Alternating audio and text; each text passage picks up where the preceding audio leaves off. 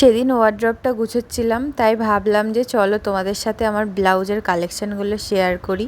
তো এখানে যে কটা ব্লাউজগুলো দেখাবো প্রায় সব আমি নিজে বানিয়েছি। আর শুধু এই সবুজ কালারের ব্লাউজটা, এটা আমার বিয়ের ব্লাউজ, আর এটা কেনা ব্লাউজ ছিল।